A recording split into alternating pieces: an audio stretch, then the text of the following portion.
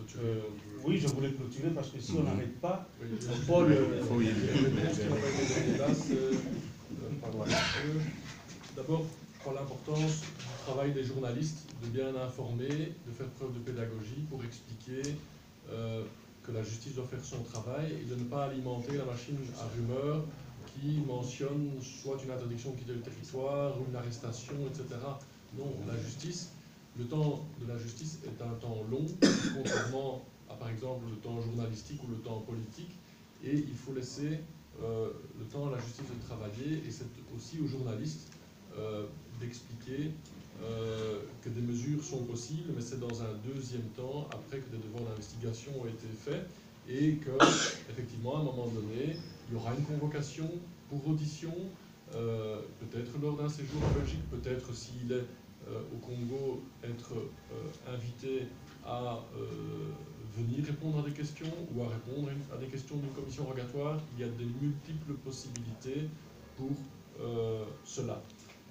Sur la liste des sanctions, effectivement, la presse flamande, je viens de vérifier, mentionne ce matin que le Congo prépare des sanctions à l'égard de 10 personnalités, dont 7 Belges.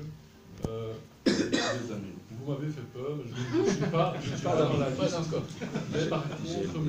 Renders, notre ministre des Affaires étrangères, est dans la liste, donc refus de visa et gel des avoirs. J'ignorais que M. Renders avait des avoirs et on en apprend tous les jours. Et donc effectivement, une série de sanctions sont prises à l'égard de 7 responsables politiques belges, ou sont en tout cas en préparation en réponse de la Belgique au Belgique. Voilà. Si le juge est ajouté dans la liste des sanctions, comment il va travailler avec les enquêtes au Congo et tout?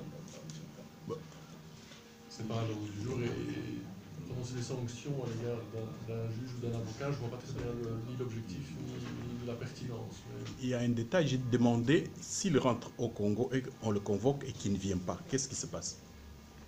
Je n'ai pas de réponse précise à ce type de question. C'est au juge d'instruction de voir